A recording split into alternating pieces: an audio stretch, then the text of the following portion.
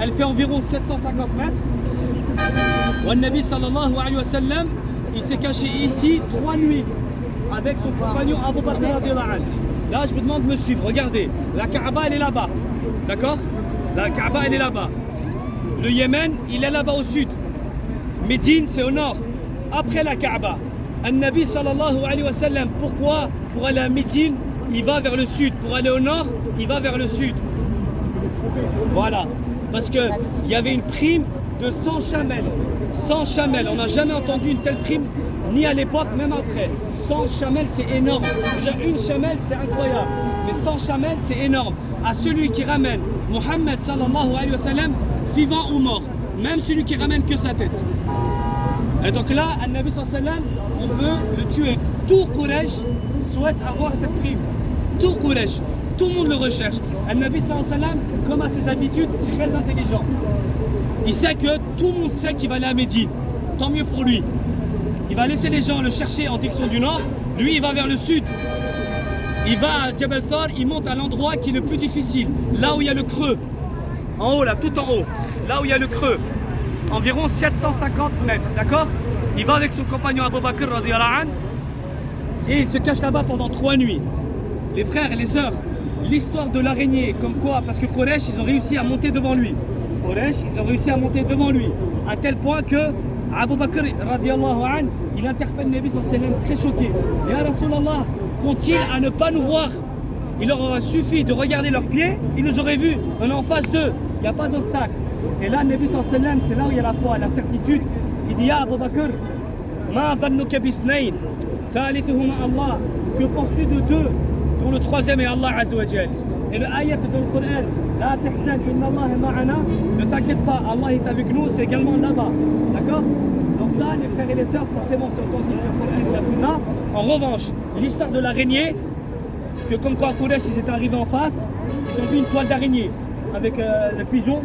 Ils en ont déduit que c'est pas possible que le Rasul est là, sinon la toile d'araignée aurait été cassée. Ça, c'est pas authentique. C'est dans le film Messager peut-être, je n'ai pas vu, mais en tout cas, les gens voilà, le film, ça c'est, voilà, d'un point de vue de chaîne de transmission, c'est pas authentique, d'accord? Donc lui, il faut absolument une chaîne de transmission authentique pour qu'on reconnaisse un fait historique authentique, d'accord? Par contre, l'histoire comme quoi Abu Bakr radiyallahu anhu avait tendu ses jambes pour que Nabi sallallahu alayhi wa sallam pose sa tête et fasse une sieste, ça c'est authentique. Ensuite, Abu Bakr, il avait posé son talon sur un trou. Un serpent ou un scorpion l'avait piqué. Et là, Abu Bakr radiyallahu anhu, il commence à transpirer.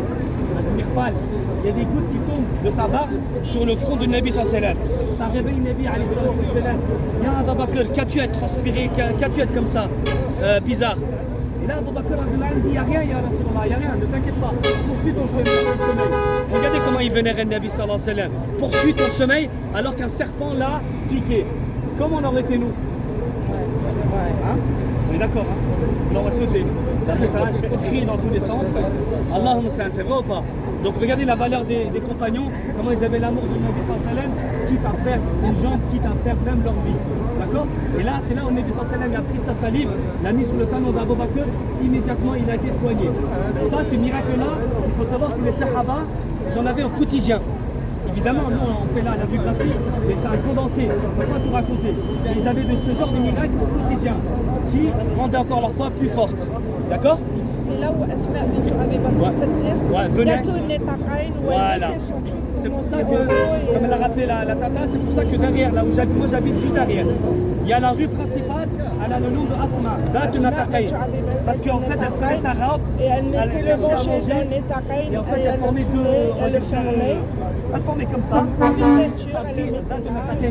et ça a pris son nom, et c'est pour ça que c'est devenu même son surnom après. Parce qu'elle cachait à manger discrètement, elle avait 14-15 ans, et elle montait pendant 3 jours là-bas à manger. À 14-15 ans. D'accord?